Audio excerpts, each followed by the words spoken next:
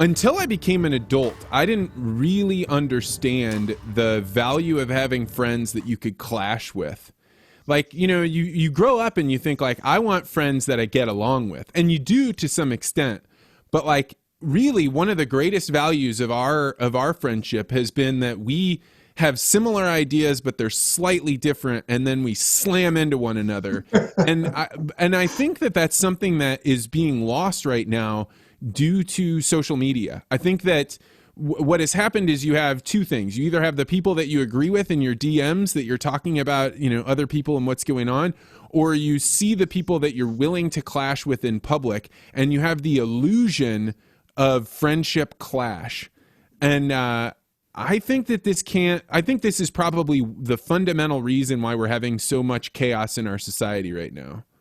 And right now, especially, I mean, during an election year, you're seeing all of this. It's okay to express ideas that challenge somebody else. I think what we've done well is that, yeah, you're right. When we have a differing opinion, we don't hold back. It's like, wait a minute, I don't think that's right. But then there's that healthy discourse about why. There's no shutdown to say, I don't want to hear what you have to say. Let's talk about it, and let's sit here and just let it go where it goes. It's not necessarily I'm going to follow some script or party line. It really just kind of floats up and comes out of the ether in some ways. And here's why I think this way. But it's a willingness to sit back and say, that's interesting. I want to hear what this guy's got to say. Plus, it's fun too. I mean, mentally sparring with somebody and challenging each other, that keeps you sharp. I mean, the people who just toe the line, that's boring. And I think they're not growing in any sense. You have to have people that will challenge the way that you think. Otherwise, you're missing probably one of the most exciting parts of life. Yeah, and having it mitigated through like social media channels where you can be like, you know what, I don't like Brian anymore. I'm going to shut my computer lid. And then he's gone. Whereas when you're in person or you could do it online, but it has to be where you're going to see this person again. I think that one of the biggest problems with social media is the appearance of a zero-sum game, because I can immediately cross you out as soon as I want to unfriend you. But if you and I are meeting, or all of our friends are going to continue to meet, then the cost of me deciding that Brian's an idiot and I don't like him and I didn't like the way he argued there would be complete social isolation, because your friends wouldn't get together. I think that we have to make a transition back to people getting together in person, because it eliminates this zero-sum game thing that's going on in our culture right now. Well, it allows you to press them, and there's you're playing with live bullets at that point. I could have a million things around here, coaching me on what to say. You wouldn't know. But when you're live, you can see when somebody really hasn't thought about what they're telling you. They just read it on, some Twitter feed. But the other thing that's pretty cool is you got to have a diverse group of personalities. And when we were having time to do that monthly get together, and you have different opinions, and that you get somebody in there that's kind of the mitigator of the topics. They can sort of recenter people like us who are a little more naturally challenging, and just want to push. I know we've experienced that in the group meetings we've had. Yeah, I mean, our group friend is Travis Liebig, who I've had on the podcast before. Yep. And he is like, he likes everybody to agree. He likes everybody to get along. Mm-hmm. And in fact, in a conversation, he would rather just let you think like, oh, I agree with you, than he would be to clash.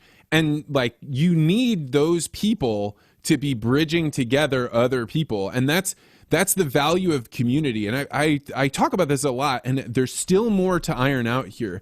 When I was working at Monsanto, I was very focused on the tribes, because the tribes are a group of people that you could go find. You could figure out, hey, how can I get an idea that they agree with or that they see is in line with mine? And then it'll spread through their tribe really quickly. But there's a problem with tribes in that tribes war with one another, and that the difference between a community and a tribe is that communities are groups of tribes that have to keep coming together, and then the value of having these people that are bridge people, more agreeable, want everybody to get along, become way more valuable than when you're all in your own little tribe separate from everybody else.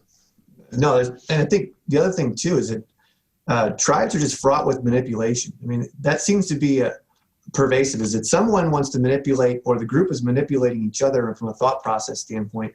But when you get it in groups that have differing opinions, it's more about commonality. Okay, I have this, you have that. Where's that, sort of Venn diagram center? But tribes, they don't care. I mean, they just want, we're going to have this opinion be pushed, and if you're not a part of the team, then get out. But I agree with you. I mean, the diverse groups of friends, I mean, especially as you get older and you're experiencing some of the challenges that we have, it's critical.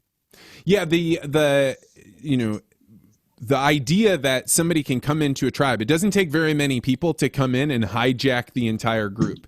And the intransigent minority is best able to operate inside of a tribe. So the group of people that just say, no, this is what we believe, and anybody that doesn't agree, we're going to scream and yell and stomp our feet until everybody agrees.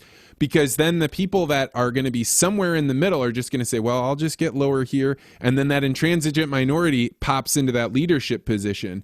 Whereas in a community, you've got so many people that there's a chance that you can mitigate the pressure that comes from that group that comes in there and says, I demand change.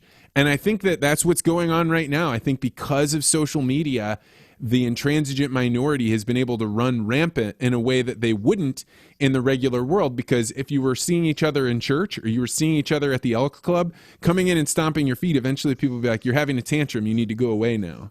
Right, act like an adult. It's easy to hide on. I gave up on social media. It was back when we did Sober October a couple years ago. I thought that just as much of a problem as trying to just take a month and get my mind straight and go through that just minor challenge.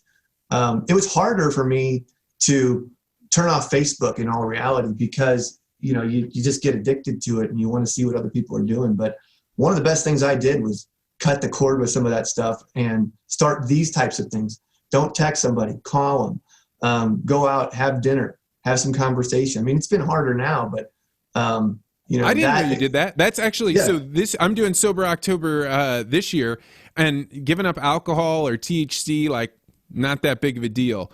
But I decided I'm going to give up Twitter, and I am dead serious when I say this. It was more difficult for me to do that than it was to quit smoking.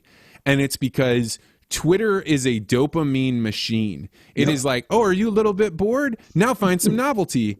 Oh, did you put something out there? Did somebody just agree with it? Oh, here, now you get to feel good again. So I was sitting eating Wagyu beef like stew that I had made on the first night that I had given up. What's that? You used Wagyu beef in stew? Well, I had a Wagyu brisket, and so I or like some cut that was not good for steaks, and I did it in a slow cooker. It was amazing, by the way, because all that fat and juices cooked in vegetables.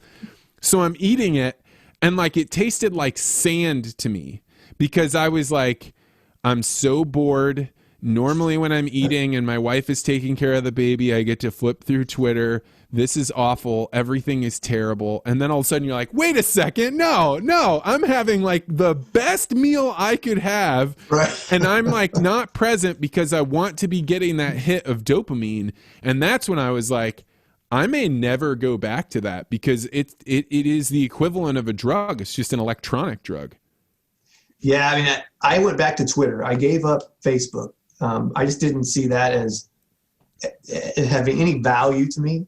But Twitter, in a strange way, does, because I feel the need to know what, even dissenting opinions from my own, I feel the need to know.